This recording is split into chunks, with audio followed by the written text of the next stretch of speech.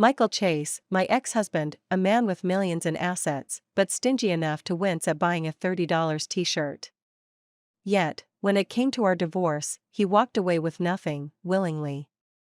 A forced relationship brings no joy, so I begrudgingly signed the divorce papers and instantly became a millionaire.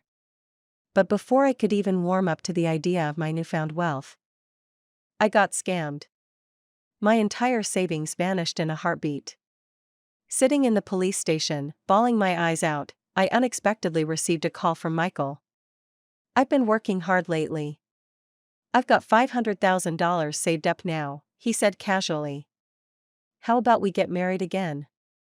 I'll hustle harder, and maybe I can save another $500,000. That way, when we get divorced for the second time, you'll be a millionaire all over again." "You're insane." My emotions were already teetering on the brink, and Michael's absurd suggestion was the last straw. Since the divorce, we hadn't had any contact. His sudden, nonsensical call caught me completely off guard. Before I could process what he said, a police officer called my name, signaling it was my turn to give a statement. By the time everything was wrapped up, it was already dark outside. "We'll do our best to investigate. If there are any updates, we'll let you know," the officer said formally, though I knew the chances of recovering my money were slim. I drifted out of the police station like a lost soul, finally squatting by the entrance and sobbing uncontrollably. That was my entire fortune. It was the compensation I spent a year and a half fighting for in court, draining Michael's bank account in the process. "Why are you crying?" "It's just money." "It's not like you lost your life," came an all too familiar voice. Through tear-blurred eyes, I looked up to see Michael standing awkwardly before me. T-shirt, shorts, flip-flops, his signature look. "Are you hungry?" he asked, holding up a bag of fried chicken. "I even got you an extra order of fries." I stared at him pitifully, my tears flowing even harder. Michael's expression grew increasingly grim as he watched. Finally, unable to bear it, he turned to leave. I grabbed the hem of his shirt, burying my face into it, using it to wipe away my tears, and, admittedly, my runny nose. He glanced at me, then at his now soiled shirt, and sighed in resignation.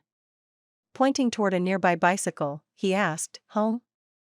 The bicycle was a gift from me, a $800 purchase back when I was still chasing romance.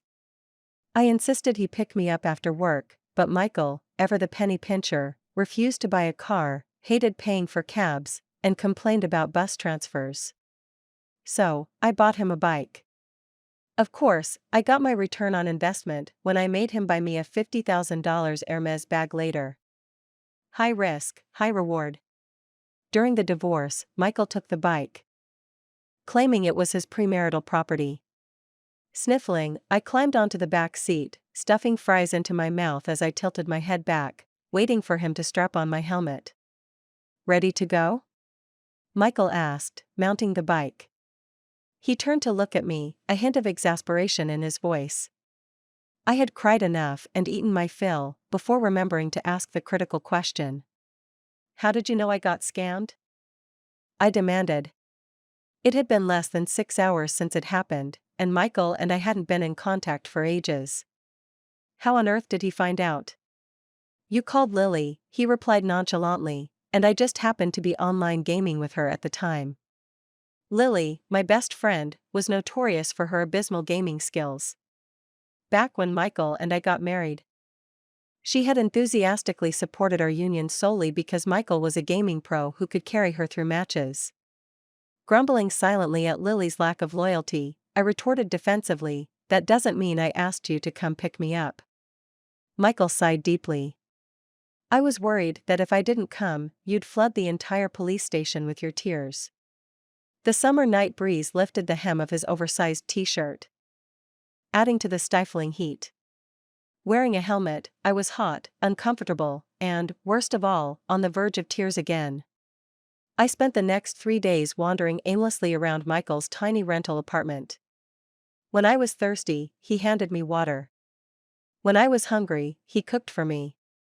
By the 3rd day, I finally felt like myself again. Michael, after carefully assessing my mental state and concluding I was no longer a danger to myself, politely escorted me out. You've stayed at my place for 3 days, and I won't charge you rent. But since we're divorced, it's not appropriate for us to keep living under the same roof, it could stir gossip. A cab ride from my place to yours is about $28. Here's $30. Go home. Bye. He shut the door right in my face. I barely managed to pull back in time to save my nose from being smashed. Glaring at the old, battered door, I roared, Michael. Go to hell. I swear, I used to be a polite, classy woman who never cursed. But after meeting Michael, my manners had been pushed to their absolute limit. Do you think I'm a beggar? I slammed the crumpled $30 bill against the door with all my might and stormed off. I hadn't even made it far when I heard the door creak open behind me. Turning around, seething, I caught Michael quickly snatching the $30 off the ground before slamming the door shut again. If I had a grenade in my hand, I would have thrown it without hesitation. Once he was gone for good, maybe I'd finally get some peace of mind. It didn't take long after I got home for the phone calls to start pouring in. Family and friends, all suddenly so concerned about me.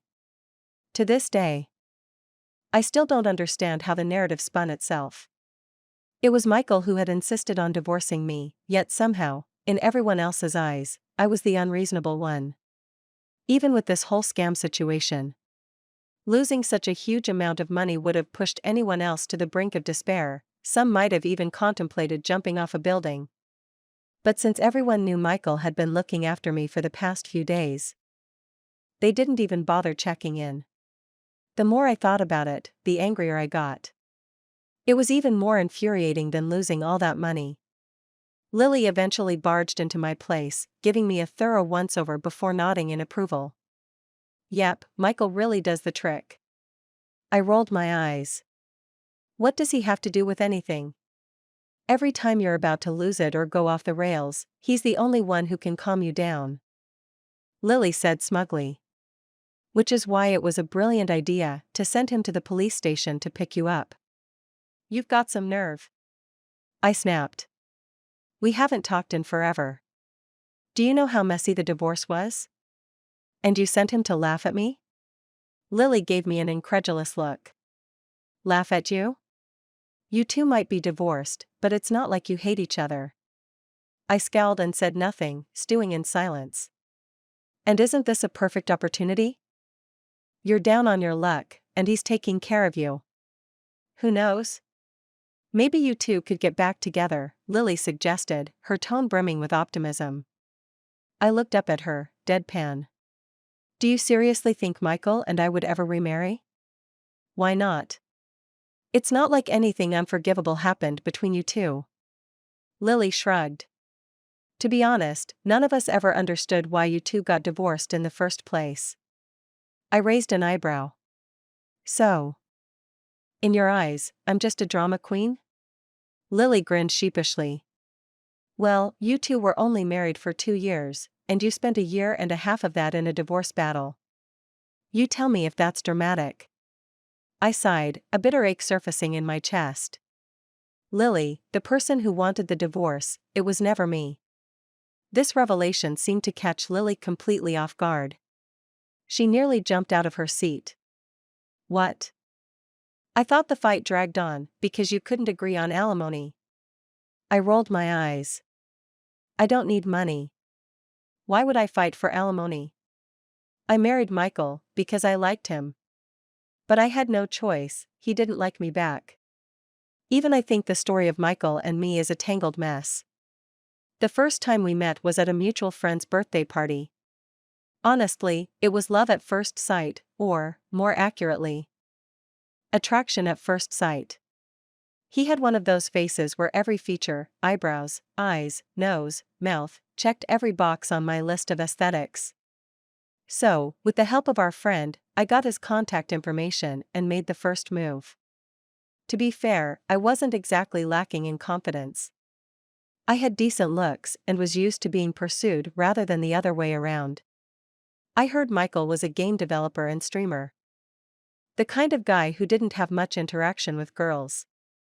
In my head, it was a no-brainer, I'd win him over easily. Turns out, I was a little too naive. Michael was frustratingly unresponsive. I'd text him, and it would take him ages to reply. I'd call, and he often wouldn't even pick up. I started to wonder if he hated me. But when I brought it up to our mutual friend, they clarified. It's not that Michael dislikes you. He just rarely checks his phone. Most of the time, he's either glued to his computer playing games or writing code. And honestly, he probably doesn't hate you, but I don't think he's planning to date anyone either. I was stunned. Why? Isn't he at the age where guys are supposed to be, restless and eager? He's frugal, my friend replied. Their expression hard to describe.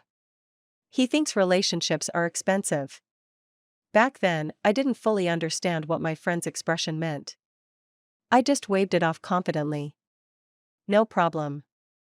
I've got money. As an only child, I wasn't born into extreme wealth, but my parents had always pampered me. Even after I started working, they'd occasionally send me checks, worried I might be running low.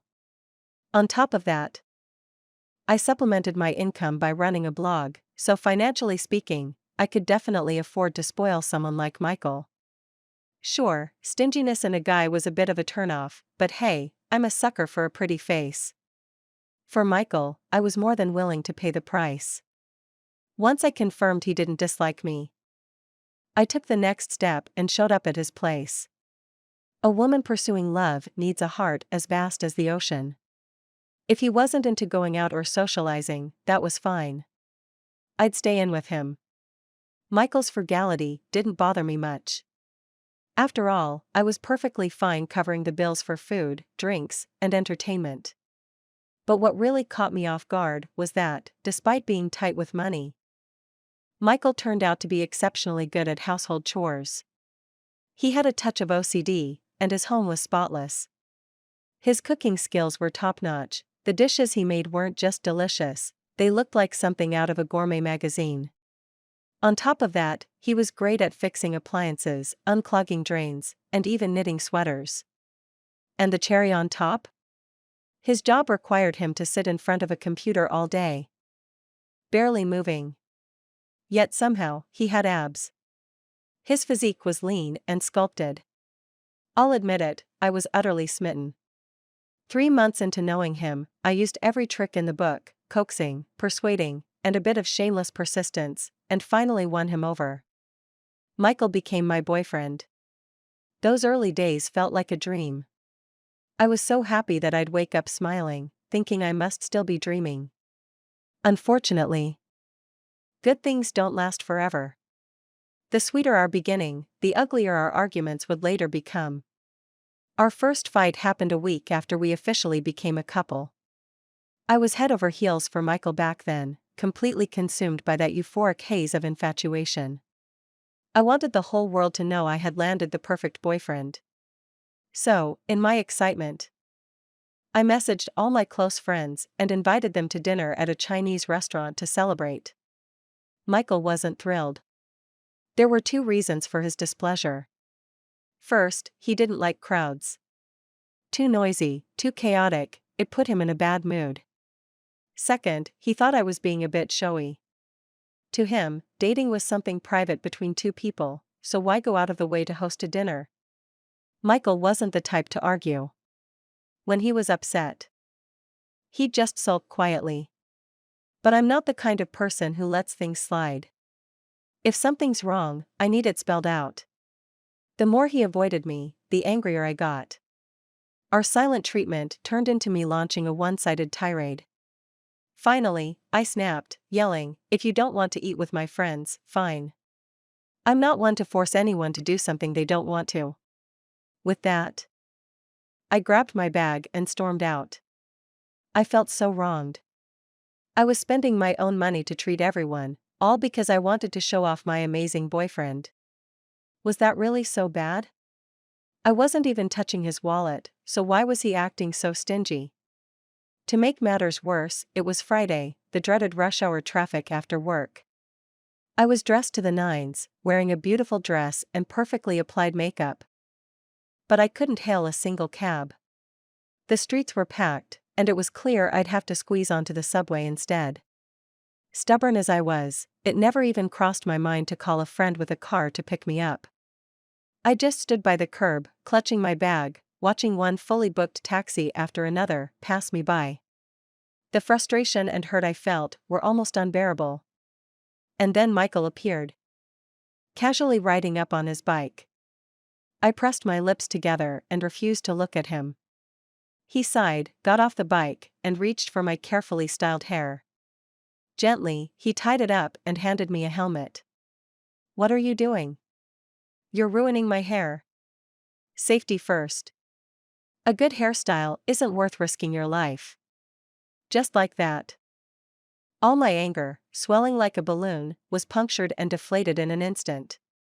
Michael didn't need to say sweet words or crack jokes to make me smile.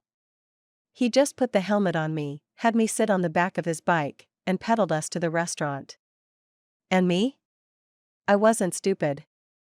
I took the excuse he gave me and let it go. Michael and I fought countless times, and we made up just as many. I'm lively and outgoing, while he's quiet and introverted. I love socializing, he loves staying home. I'm generous, and he's frugal. Our personalities couldn't be more different. So, after the honeymoon phase wore off, it was only natural that conflicts began to surface. I wasn't exactly the most mature person in love. I had a habit of saying, "Let's break up," more times than I can count. Maybe I took it for granted that Michael always gave in whenever I uttered those words, so I kept pushing the limits, thinking he'd never truly leave. To be honest, I can't even remember what caused the last fight we had before we got married. Just another trivial argument about something insignificant, I'm sure. But in the heat of that argument, with voices raised and emotions running high, Michael suddenly asked, "Do you want to get married?" That question stopped me cold. My friends were right. Whenever Michael wanted to, he could snuff out my anger in an instant. Marriage had never been on my radar before. I was someone who liked freedom and having fun. But the moment he brought it up, I couldn't help but start imagining it. Suddenly, I was brimming with excitement. Picking out the dress, decorating the venue, choosing invitations, I wanted everything to be perfect. Was it vanity? Maybe. But what I enjoyed most was watching Michael's pained expression every time he pulled out his credit card to pay. I'd tease him with a grin, "Too expensive for you? Should I go for a cheaper wedding dress?" He'd grit his teeth and say, "Forget it. As long as you like it. But since the dress is already so pricey, could you at least pick a cheaper pair of wedding shoes?" I'd nod obediently, then pick out the most expensive shoes in the store. Michael would mutter under his breath, wallet in hand, while still reluctantly paying up. "Whatever, as long as it makes you happy. Anyway, after we're married, my money's our money, so buy whatever you want." Before meeting Michael, I had always been financially independent. I even once entertained the idea of being his sugar mommy. But there was something deeply satisfying about seeing him begrudgingly spend on me. He loved money. But he was willing to spend that money on me. Didn't that mean, in his heart, I was worth more than his precious savings? I suppose I never truly understood Michael. When we weren't arguing, he treated me well. And we shared many sweet memories. But he never opened up to me about what was in his heart. So, when we finally ended up divorcing, I was surprised, but not entirely. After the divorce, Michael moved out of our home and rented a smaller place. We didn't keep in touch after that. Yet whenever something happened to me, he'd show up, taking care of me and calming me down. It's hard to say whether my feelings for him are love, resentment, or hatred. Human emotions are too complex, and with my beauty and single-track mind, I'm definitely not cut out for pondering such high-level questions. After a few days of feeling down, I forced myself to bounce back. After all, that money was all Michael's to begin with. I'll just pretend I was the one who walked away empty-handed after the divorce. During this time, I tried texting him twice and calling him once. As expected, there was no response. Typical, what a dog of a man. On Sunday, as usual, I sneaked into Michael's gaming livestream with my alternate account. Every Sunday, he goes live to play games, and his streams are quite popular. I watched him play, but something about it didn't feel right. A woman's intuition is rarely wrong. The person playing alongside Michael was someone I'd never seen before. Judging by the in-game avatar and username, it was probably a girl. Women are natural investigators.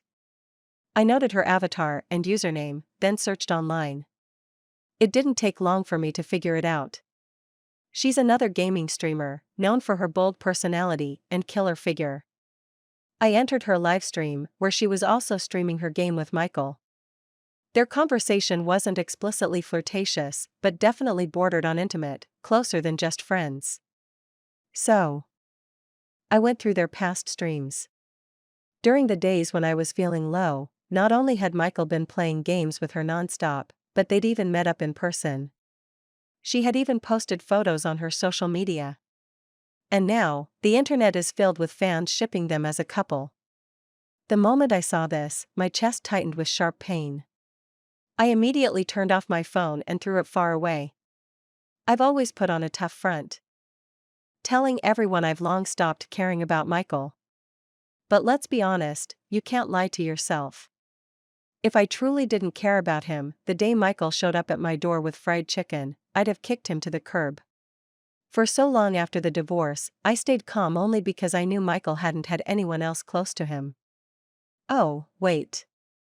That's no longer true. Now, there's someone else.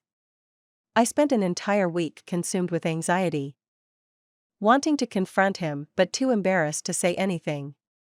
Eventually, I couldn't hold it in any longer. I decided to call Michael. I told myself this would be the last time. If he didn't pick up, so be it.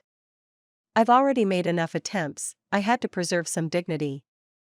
The phone rang and rang. Just before I was about to hang up, he answered. Michael's voice was as warm as ever. Sarah? What's up? I wasn't expecting him to answer. Holding the phone tightly, I wanted to speak, but my throat felt too constricted to make a sound. Hello? Why aren't you saying anything? Michael, you've been so busy lately. You finally decided to grace me with an answer, I said, forcing my voice to steady. He ignored my sarcasm, paused for 2 seconds, and then said, I signed a new ad deal a couple of days ago. I blinked in confusion. And? The payment was about $460,000. It just hit my account. Am I supposed to congratulate you? What I mean is, I now have $5.46 million in savings, Michael said, sounding dead serious. My heart started racing as I recalled what he'd said during our last phone call. So, have you thought about us getting remarried? He asked casually, as if discussing the weather. I struggled to follow his logic. What does our remarriage have to do with your savings? You just lost $10 million, didn't you? If we get remarried, my savings will be yours too. Once I save up $10 million, we can divorce again. That way, it's like you never lost the $10 million, it's still sitting pretty in your account, he explained earnestly. So cheer up already. I let out a disbelieving laugh. If you're feeling so generous, why not just give me the $10 million now? That won't work. If we're married, giving you money is perfectly legal. But right now, we don't have any legal relationship. I can't just hand it over to you. What, you can't give money to your ex-wife? That's not it, Michael said, his tone serious. Legally speaking, if you were rushed into surgery right now, I wouldn't even have the right to sign off for you. The old me would have already started a fight with him over this. He's always been like this. And I can never figure out how his brain works. So, in your mind, I'm just some gold digger who'd marry and remarry for money, huh? That's not what I meant, Sarah. Stop twisting my words, he said, and I could picture his brows furrowing, his disapproving expression crystal clear even without seeing him. Michael, let me make this clear one more time. When I married you, it was because of you, not your money. I admit. I might have been a bit over the line when it came to our divorce. But how was I supposed to know you'd rather walk away penniless than stay with me? We were married for 2 years and spent 1.5 years of that fighting over the divorce. If you'd said even once that you didn't want to end things, we could have kept going. If you really hated me so much, then why did you marry me in the first place? It's not like I begged you to. I could hear the quiver in my own voice and quickly hung up before he could notice. There's no way Michael can see me cry. Crying after all this time would make it seem like I'm still hung up on him. Fine, I admit it. I am still hung up on him. Michael is a man who, according to all his friends, is described as stingy but reliable. My take on him? Gentle but distant. He's like a block of ice that I could never warm. No matter how much I yelled, screamed, or lost my temper, he would look at me with the same calm, indifferent expression. At the same time, he's like a cloud I could never quite reach, always unpredictable, always leaving me guessing what he'd do next. When he proposed to me, I didn't see it coming.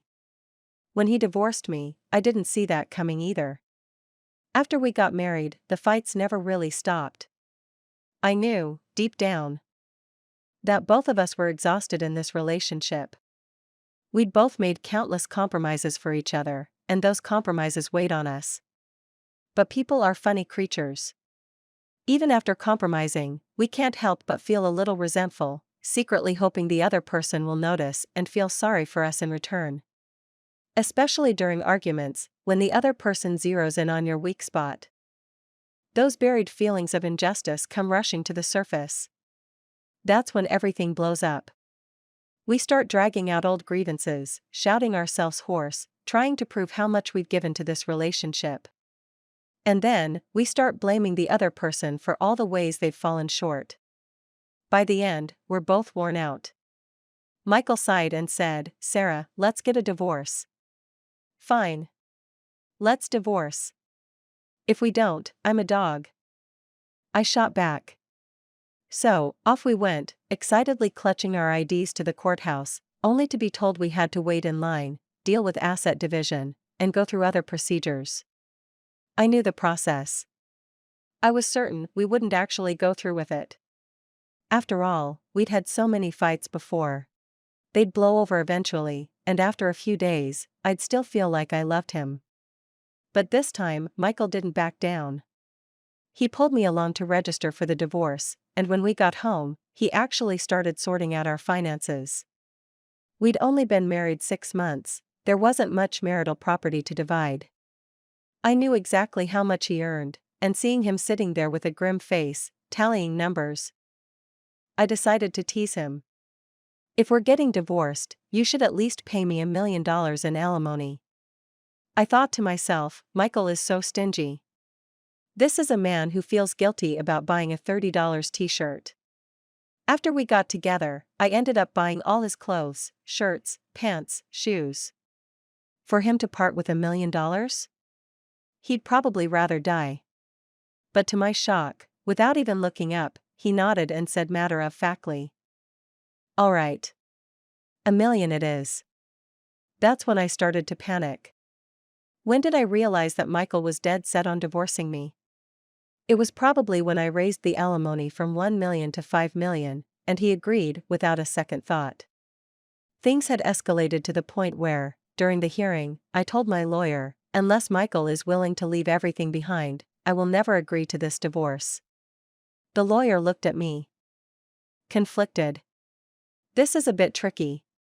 According to current marriage laws, even if Michael were guilty of a major wrongdoing during the marriage, it would only slightly influence the division of property in your favor. Besides, right now, it's just a case of emotional breakdown. There's no cheating, no mistress, no domestic violence. I wanted to tell the lawyer that Michael and I hadn't had an emotional breakdown. I really wanted to say that if Michael had cheated or been abusive, I would have already filed for divorce without hesitation. But he hadn't. There wasn't a woman anywhere in his life. Even now, when we were at odds and couldn't stand each other, he was still cooking meals for me every day at the same time, cooking the dishes I liked. Why should I get a divorce? How could I possibly agree to it? But reality doesn't bend to our desires. Michael gave up everything, including the wealth he had painstakingly built up before marriage. He transferred the savings to me, the house to me, even the high-end gaming computer he loved went to me. All he took was the bicycle I'd bought him. I had nowhere else to turn, no other choice. After the divorce, he was so broke he had to borrow money from friends just to rent a place. I knew that his friends didn't look kindly on how I handled the situation. After all, when you break it down, Michael and I just didn't get along. There was no real principal issue, no serious reason for the divorce. I probably went too far. But honestly, I just didn't want to get divorced. He was so obsessed with money. Aside from money, I didn't know how else to keep him. In the end, though, I didn't just fail to keep him, I ended up taking all his money. While I resented Michael's coldness and indifference, maybe he thought he was unlucky to have met me. After blocking all of Michael's contact information, I did it like it was second nature. I was used to this by now. Then, without a second thought, I called up a friend and we went to a bar. I was young, beautiful, and had a great personality. Plenty of men were interested in me. I wasn't about to waste my time fixating on that cold ex-husband of mine. But of course, there's always someone who just doesn't get it. Lily, holding up her phone, rushed over to me. "Oh my God, girl. Someone's trying to steal your man. This woman has been live streaming with Michael and playing games together for days. That's never happened before." I took one look at the phone and saw that it was that same woman again. "I'll remind you one more time, Michael and I are divorced." "Stop tying me to him," I said, irritated. "Sis, have you seriously lost your mind? Do you not see how serious this is?" Lily asked, her concern obvious. "I don't know whether Michael and this woman are involved, but even if they are, I have no right to question him." I slammed my bottle down heavily and looked at Lily. "He's my ex-husband, not my possession. He has the right to start a new life, a new relationship. If he really likes her, that's fine. At least they can play games together." "I never understood what you two were doing anyway," Lily said, still stunned. She looked at me blankly, then reached out to touch my forehead. "What are you doing?" I swatted her hand away. "I think you're delirious and don't know what you're saying," Lily said. "Come on, we're way too familiar with each other for you to pretend. You don't need to act tough in front of me. All of our friends knew that if I were a landmine, Michael was the fuse. The moment he did something new, I would explode. It's fine. I know you're too embarrassed to ask him yourself. I'll text Michael later and set up a game with him. I'll try to get him to spill something," Lily suggested, already reaching for her phone. "Don't," I said, pressing her hand down before she could make a move. I met her surprised gaze and repeated, "Don't. You can still play games with Michael. But stop trying to get information for me. Don't tell me anything about him anymore." Lily loved playing games and often turned to Michael to join her. But I knew she'd been reaching out to him lately to get the scoop on his life. "What's going on with you? Has this whole thing really messed with your head?" Lily asked cautiously. "Honestly, I still think Michael has feelings for you." "I haven't been messed up by anything," I said firmly. "I just don't want to keep wasting energy on this." After all this time entangled with Michael, I barely recognized myself anymore. Before I met Michael, I never imagined that just being in a relationship could change me so completely. From that day on, I made a conscious effort to avoid any news related to Michael. It wasn't long before I received an unexpected call from the police station. The bad news was that I'd been scammed by an organization, and their leader had fled. The good news was that they'd managed to recover the money. Oh my God. Since the moment I discovered I'd been scammed, I never once hoped that the money would be returned. Everyone around me said I should treat it as a lesson learned and move on. If it was gone, so be it. As long as I was okay. That's all that mattered. I made sure to send flowers and gifts to everyone at the police station to thank them. The young police officer who had been handling my case was beaming with a huge smile. Clearly, she was still young and couldn't resist my praise and gifts. While finishing up the paperwork, she casually asked, "Where's your boyfriend?" "I haven't seen him today." I was puzzled. "Boyfriend?" "The one who picked you up last time. We saw you crying so badly and were about to take you home in a squad car, but then your boyfriend showed up," she said with a smile. "Let me tell you something, but don't tell him I told you." I promised I'd keep it a secret. I blinked, still confused. "What?" "After you got scammed, your boyfriend came to us and offered us 10 million to pass it on to you. Saying it was to cover the money you lost. Though it was a kind lie, we couldn't do that. Besides, the case already had leads, and the chances of recovering the stolen money were high. Your boyfriend really cares about you." I smiled weakly. "He's not my boyfriend." "Wait, what? Are you married? I thought your records said you were single?" I sighed. I lied. I'm actually divorced. He's my ex-husband. The officer's expression was priceless. She looked flustered, wanting to comfort me but unsure how to proceed. Being the considerate person I was, I didn't let her feel too awkward for too long and made an excuse to leave. Only when I walked out of the police station did I finally let out a long breath. I knew that Michael was great at making money. But with divorced parents and no family support, every penny he earned was hard-earned. How long had it been since I was scammed? For him to save up 10 million, honestly, it wasn't easy. Scammer. Big scammer. Wasn't it illegal for him to give me money unless we were getting back together? You wanted to involve the police in this scam too? Michael, how many times have you tricked me when I wasn't looking? As it turns out, you really can't trust a woman's words. I had sworn I'd never have anything to do with Michael again, but the next thing I knew, I was standing in front of his door. I stared at the old, dilapidated door, nearly crossing my eyes. Should I knock? Or not? Maybe I should just forget it. Even if I asked him what was going on, most of the time I wouldn't understand his answer. Michael and I mostly just spoke past each other. Despite that, I'd been entangled with him for years, which I truly admired. If I knocked today and asked, and he answered, then what?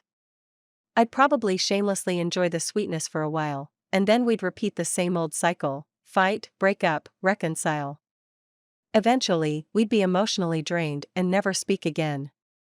This road had only one possible ending, and given our personalities, it didn't seem like there could be any other outcome. Forget it. I won't ask. With my head down, I turned to leave, only to find Michael standing silently behind me. He was still in his t-shirt, slippers, and baggy shorts, holding a plastic bag, looking at me, though I hadn't realized how long he'd been standing there. I jumped in shock and screamed. Michael stepped forward and covered my mouth, helplessly saying, "My house has poor soundproofing. Don't wake the neighbors. Don't try to play innocent." "If you hadn't snuck up behind me, I wouldn't have been scared," I said, prying his hand away and turning to walk away. He didn't stop me, as always. I took a couple of steps, but something felt off, so I turned back. Michael was still standing there, probably surprised by my sudden movement. He paused, then lowered his head and pulled out his keys to open the door. I walked over a few steps and yanked the plastic bag from his hand. "Sarah." He frowned and tried to grab it back. "Don't move." I ignored him, my face serious as I started taking the medication out of the bag, box by box. "What's all this? Are you sick? What kind of illness? When did you get sick?" The names of the pills were so unfamiliar, they might as well have been written in a foreign language. I flipped to the back of one of the boxes. And the first things that caught my eye were antidepressant and anti-anxiety. You don't need to know, Michael said, forcefully grabbing the bag from my hands and turning to open the door. His eyes didn't meet mine at all. I used to write code and pull all-nighters, so my sleep quality was bad. The doctor prescribed some sleep aids. You're lying to me. You're lying again. I wasn't a fool. I didn't just believe whatever he told me. I reached into his pocket and grabbed his phone. The password was still my birthday, and he hadn't changed it. I opened his email, and sure enough, there were records of his appointments with a therapist. It's kind of funny, but when Michael wanted to divorce me, I really turned his phone upside down. I couldn't believe that a man would want to get divorced without cheating. Without losing interest, and when I could clearly feel that he still had feelings for me. There had to be a reason. But I never found it. Until today. I found out he had an avoidant attachment style, moderate anxiety, and moderate depression. I looked up from the phone and met his gaze. Michael looked away uncomfortably. It's not a big deal, and it doesn't affect my life. He reached out and took the phone back, and this time, I didn't stop him. He opened the door, hesitated for 2 seconds, then turned back, pulled out his wallet from his pocket. His fingers lingered on a $50 bill for a moment, then finally moved to a $100 one. He took it out and pressed it into my hand. Take a cab home. The security in this area isn't good. So don't come here again. Could this fool really think that the reason I left that $30 on the ground last time was because I thought it was too little? Besides, after discovering such a big secret today, how could I leave? I wasn't going anywhere. In fact, I was going to stay at his place. And I stayed for a whole week, eating his food, wearing his clothes, using his stuff. Michael tried for a whole week to get me to leave. But he didn't manage. He locked himself in the bedroom for 2 hours, sulking. Then, when he came out, he said he was going to the supermarket. I was curled up on the sofa, playing a game on his iPad, looking him up and down. Really? You're sure you're going to buy groceries, not running away from home? Michael had run away from home before. Every time we fought, and he couldn't make up with me, he'd start running away. He didn't go far. Though. He couldn't bear to book a hotel, so he'd stay with friends. But all of his friends had partners, so he couldn't stay long. He'd quietly return, his tail between his legs. And when he came back, he'd always bring a bag of groceries. He'd call it, "I went to the supermarket."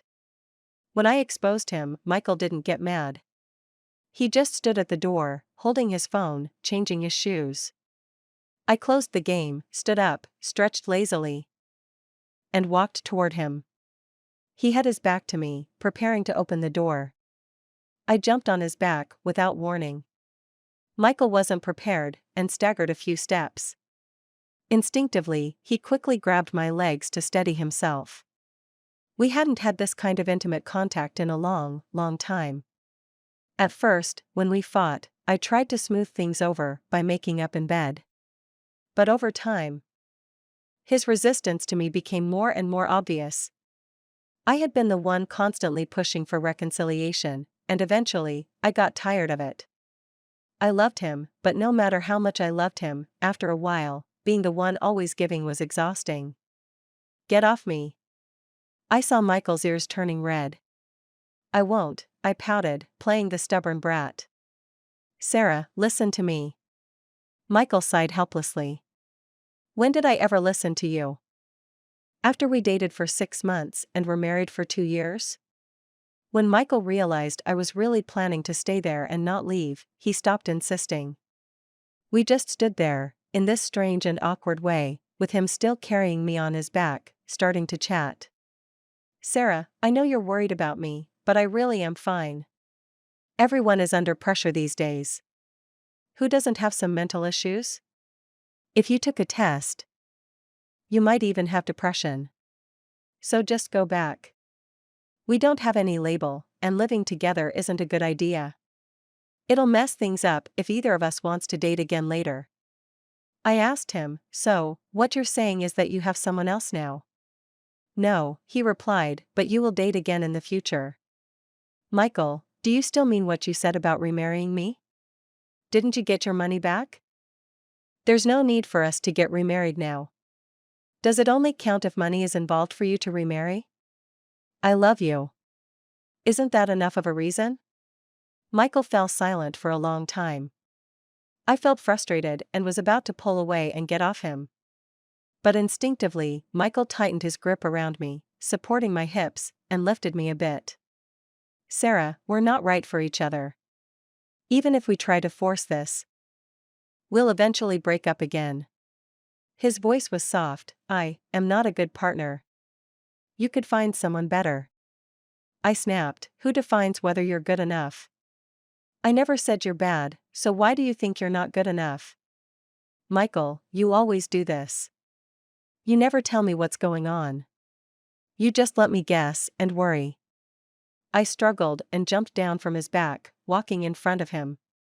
I reached out and cupped his face, forcing him to look at me. If you had just told me from the start that you had mental issues, or if you kicked me out with a knife, I wouldn't have left. The truth was, he never kicked me out. The house was his, the furniture was his, the meals were his, even the laundry was his. And in the end, he was the one who walked out of that home. This big fool. But Sarah, I really want you to leave. Stay away from me. When I see you now, I feel so frustrated. I'm begging you, don't come near me anymore. Having you around is making me really unhappy. I just want to go back to the days when I was by myself. I stared at him, eyes wide, trying desperately not to cry. Say that again. Leave. Just get out. Do you know how annoying you are? That was the first time Michael yelled at me. In the past, even when we had huge arguments, he'd just try to suppress himself. Lock himself in a room and avoid me. Fine, if you want me to leave, I'll leave. Do you think I care about you? I slammed the door and walked out. Normally, when he locked himself in a room, I would leave, go vent to my friends, or just go out drinking. I was terrified that if I stayed, I would turn into some crazy woman who just screamed at him all the time. That version of me would be unbearable, not just for Michael, but for myself too. But this time, I didn't leave. I stood outside the door for about 10 minutes, looking down at my bare feet, pouting in frustration. Forget it, Michael is sick after all. I'd consulted with several doctors online, and they explained that people with avoidant attachment disorder behave like this. The more they like someone, the more they want to distance themselves. Michael is sick right now, so I won't hold it against him. I took the keys from my pocket and opened the door again. As soon as I stepped inside, I almost tripped over something. Michael was crouched by the door, hugging his knees, his head buried between them. He was so still, like he had shattered into pieces without a sound. Hey! I nudged him with my foot. He didn't respond. I closed the door and squatted in front of him, peering around him. But he had covered himself up completely, not letting me see. Frustrated, I finally grabbed his head and lifted it up. What I saw was Michael's red, swollen eyes staring at me. A tear slid down his cheek. Don't tell me, I said in disbelief, that every time we fought before, you locked yourself in your room and secretly cried? I was genuinely shocked. I had never seen him cry. I didn't cry, so why should he? Go away. His voice cracked as he slapped my hand away, burying his face back into his knees. I started to recall all the things he had done for me before, the way he'd always taken care of me. I fetched him a towel to wipe his face. His emotions gradually calmed down. I poured him a glass of water. He took a sip, and the first thing he said was still, just go. God. If I weren't so stubborn and dedicated to him, I swear I would have tossed a grenade at him right then. I realized that people really do need courage. Before, when I was with Michael, because I was unsure of how he felt inside, I would act strong on the surface, but deep down, I always felt I was just bluffing. But now, I'm different. Now I ignore all the hurtful things he says and treat them as if they're just air. He can say whatever he wants. But I'll do things my way. If he really hurts me, I'll just climb on top of him and bite him a few times. Then he'll fall silent and look all pitiful. I stayed at Michael's place for more than half a month, then I took the initiative to contact the landlord to cancel the lease. I packed up Michael and his things and brought him home with me. He didn't want to go. He said canceling the lease early meant he wouldn't get the deposit back. And he'd be at a loss. I couldn't care less if he lost money. The soundproofing in that apartment was terrible, and the couple next door was always making noise at night. I was seriously losing sleep. Plus, I had discovered Michael's weakness. He was afraid of me crying. I used to be so naive, holding everything inside and refusing to show any vulnerability in front of him. The time I cried the hardest was when I was scammed. Sitting outside the police station. That was the worst I'd cried since meeting him. Michael said he was just going to check on me that day, not planning to take me home. But when he saw me on the verge of passing out from crying, he panicked, afraid I might do something drastic, and immediately took me home. Now, I had experience. The next time he says he wants to leave or break up, I'll shed a couple of tears in front of him. He'll feel guilty and regretful, and quietly retreat to the corner without saying anything. For the next few days, he definitely wouldn't say another hurtful word.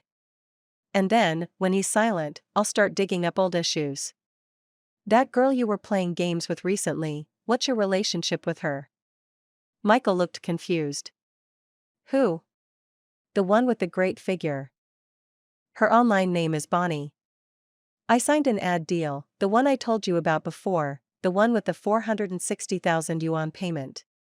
The client wanted me to play a few rounds of games with her. Really? The contract is still in the suitcase, Michael sighed, you can go check for yourself. He was busy making pasta in the kitchen, wearing an apron. Seeing me standing by his side, just getting in the way, Michael seemed helpless. I'm not lying to you. And I honestly don't care about other people's bodies. I quickly teased him, what do you mean by that? Are you saying my body's bad? I don't know if it's just me, but since I've been sticking by him, making sure he takes his medicine and going with him to follow-up checkups, his mental state has definitely improved. The most obvious change is that when I ask him things like this, he's more open with me. But it doesn't really matter. I've already prepared myself to stay tangled with him for the rest of my life. The smell of pasta wafted from the kitchen, and I crouched by the door, opening the package. All of these clothes were things I had bought for Michael. Since he moved back in, I'd made it my mission to dress him up again. Michael.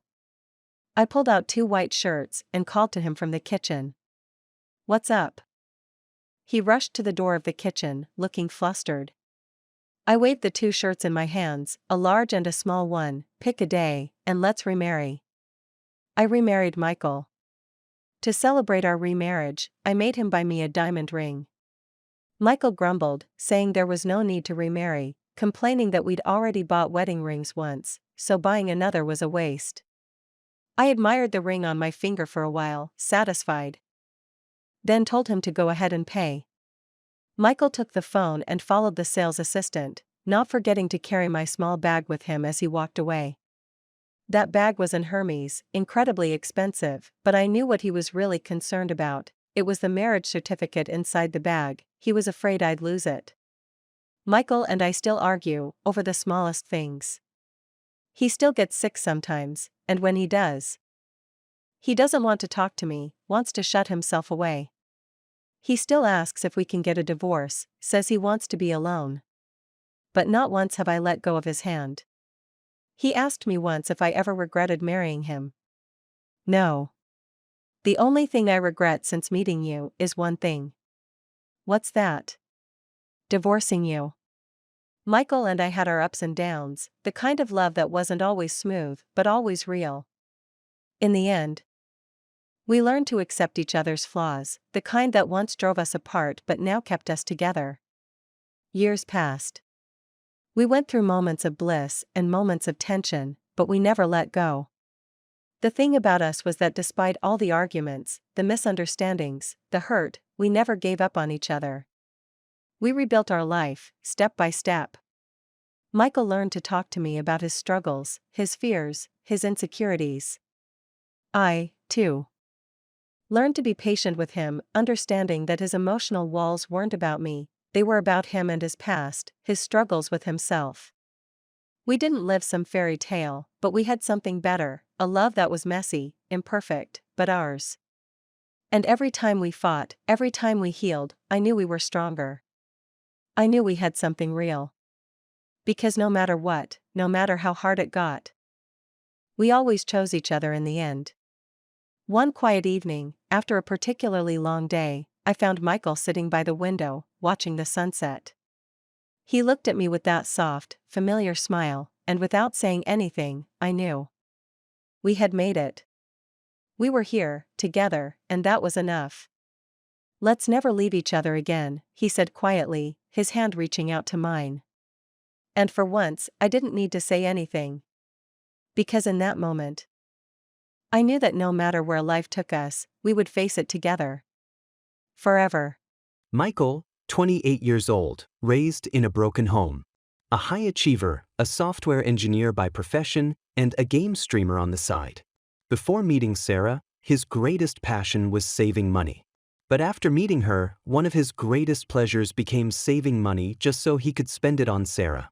Another favorite pastime of his is sneaking out of bed late at night, gently taking Sarah's hand, and gazing at her sleeping face.